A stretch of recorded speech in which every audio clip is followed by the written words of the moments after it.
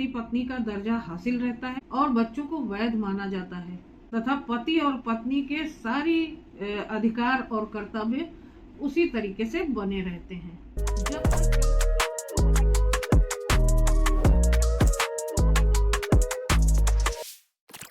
राधे राधे, स्वागत है आपका मेरे चैनल पर। आज मैं यहाँ पर हिंदू मैरिज एक्ट के सेक्शन 12 के बारे में बात करूंगी, जिसमें विवाह को नल एंड वाइड करने के लिए यानी विवाह को शून्य घोषित करने के लिए केस फाइल किया जाता है।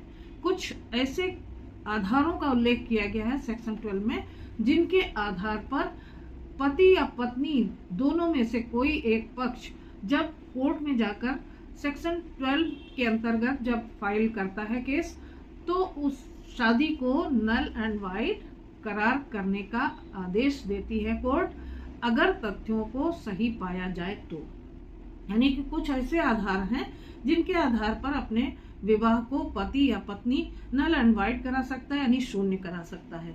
और सबसे अच्छी बात इसमें यह है कि अगर दोनों पक्ष यानी कि पति और पत्नी जब तक इसको टालते हैं, यानी कि आपस में अगर सामंजस्य है, साथ साथ रहते हैं, कोई भी पक्ष इसके लिए केस फाइल नहीं करता है, तो शादी पूरी तौर से वैलिड मानी जाती है। पक्षों को पति पत्नी का दर्जा हासिल रहता है और बच्चों को वैध माना जाता है तथा पति और पत्नी के सारी अधिकार और कर्तव्य उसी तरीके से बने रहते हैं, जब तक कि एक पक्ष अगर ये नहीं चाहता है कि उसकी शादी जो है वो शून्य हो जाए या फिर नल एंड वाइड कर दी जाए। कुछ ऐसे तथ्य हैं जो कि धोखाधड़ी के अंतर्गत माने गए हैं, जिसमें हिंदू मैरिज एक्ट का सेक्शन 12 कहता है कि अगर इन तथ्यों के आधार पर विवाह किया गया है किसी का, या शादी बिना बताए धोखाधड़ी से कर दी गई है इन तथ्यों के आधार पर, तो कोई भी पक्ष पति या पत्नी कोर्ट में जाकर हिंदू मैरिज एक्ट के सेक्शन 12 के अंतर्गत उस शादी को रद्द करवा सकते हैं, यानी कि नल एंड वाइड करवा सकते हैं, शून्य करवा सकते हैं। तो आज हिंदू मैरिज एक्ट के सेक्शन 12 से संबंधित मैं एक केस इलाहाबाद हाई कोर्ट का लेके आई हूँ, जिसमें हम जानेंगे कि इलाहाबाद हाई कोर्ट ने इस केस के फैक्ट्स को देखते हुए क्या टिप्पणियां की, क्या उसने फाइंडिंग्स दी और क्या जजमेंट दिया। तो वीडियो को शुरू करूं उससे पहले आपसे रिक्वेस्ट है कि मेरे चैनल को अगर आपने सब्सक्राइब ना किया हो तो प्लीज़ सब्सक्राइब कर लीजिए और बेल बटन को दबाना बिल्कुल मत भूलिएगा, क्योंकि ऐसी ही इम्पॉर्टेंट जानकारियाँ इन्फॉर्मेशंस आपके पास सबसे पहले पहुंचती रहें। तो जान लेते हैं कि इस केस के फैक्ट्स क्या हैं।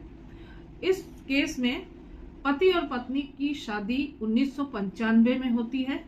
पति ने फैमिली कोर्ट में अपनी पत्नी के खिलाफ हिंदू मैरिज एक्ट 1955 की धारा 12 के अंतर्गत अपनी शादी को नल एंड वाइड यानी कि शून्य घोषित करने के लिए केस फाइल किया।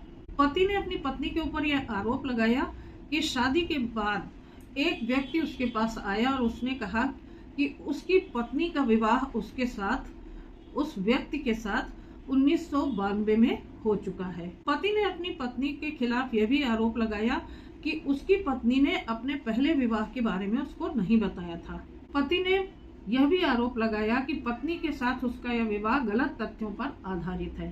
सारे तथ्यों को देखते हुए फैमिली कोर्ट ने पति की पिटीशन को एक्सेप्ट कर लिया और उसकी शादी को शून्य घोषित करने का आदेश जारी कर दिया तथा विवाह को अमान्य घोषित किया।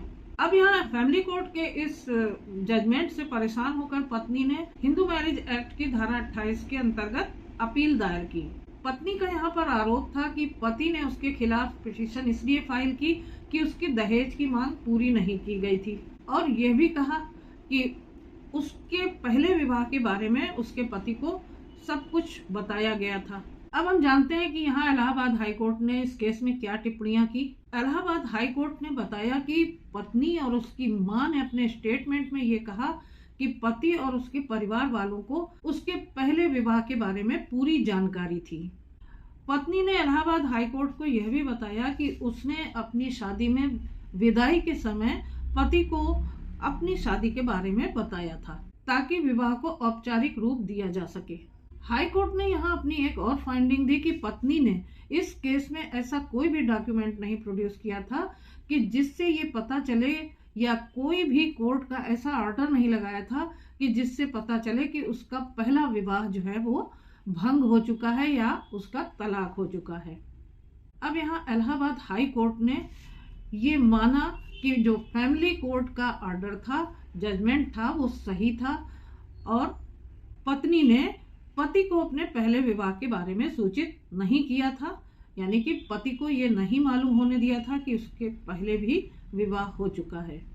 और पत्नी अपने पहले विवाह का भंग होने का कोई भी साक्ष्य भी प्रस्तुत नहीं कर पाई, यानी कि ऐसा कोई भी एविडेंस नहीं दे पाई जिससे ये पता चले कि उसकी जो पहला विवाह था वो भंग हो चुका है या फिर तलाक हो चुका है। इसलिए ये शादी अमान्य है, यानी कि वाइडेबल है। और हाई कोर्ट ने पति पत्नी के इस विवाह को शून्य घोषित करने का आदेश पारित किया। अब चलिए जान लेते हैं कि हिंदू मैरिज एक्ट के सेक्शन 12 में क्या है जिस आधार पर विवाह को शून्य घोषित कराया जा सकता है। कौन कौन से ऐसे आधार हैं? एक ऐसा विवाह जिसे एक या दोनों पक्षों की इच्छा पर रद्द किया जा सके, ऐसे विवाह को वाइडेबल मैरिज यानी कि शून्य करणीय विवाह कहते हैं। ये विवाह तब तक वैलिड रहता है जब तक कि किसी कोर्ट के द्वारा हिंदू मैरिज एक्ट के सेक्शन 12 के अंतर्गत उस विवाह को शून्य या फिर वाइड न कर दिया गया हो।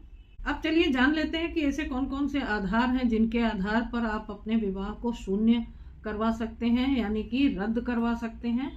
अगर आपके साथ बिना बताए धोखाधड़ी से गलत ढंग से कोई विवाह करवा दिया जाता है, उसमें कौन कौन से आधार हैं? पहला आधार है यदि पति नपुंसक है, यानी कि पति की नपुंसकता के आधार पर हिंदू मैरिज एक्ट के सेक्शन 12 के अंतर्गत पत्नी केस फाइल कर सकती है और शादी को शून्य घोषित करवा सकती है।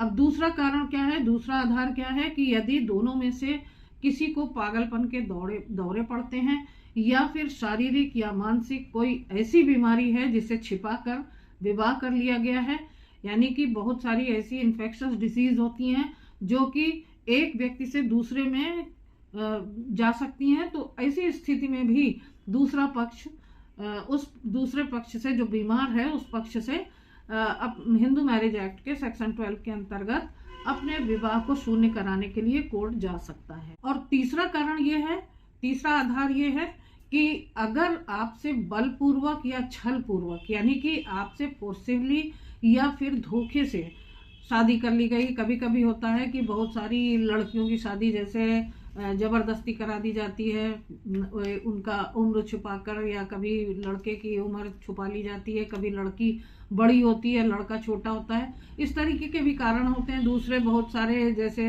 अपहरण करके ले गए और विवाह करा दिया जबरदस्ती। कभी कभी बाल विवाह भी इस श्रेणी में आ जाते हैं, बाल विवाह करा दिए जाते हैं जबरदस्ती, बिना मर्जी के विवाह करा दिए जाते हैं, वो इस श्रेणी के अंतर्गत आते हैं। इन सारे मामलों को हिंदू मैरिज एक्ट के सेक्शन 12 के अंतर्गत रखा गया है, जहां पर छल पूर्वक या बल पूर्वक विवाह कराया जाता है, धोखाधड़ी से, या अभिभावकों के ऊपर प्रेशर डाल के या फिर लड़की और लड़के के ऊपर प्रेशर डाल के जबरदस्ती विवाह करा दिया जाता है बिना उनकी मर्जी के।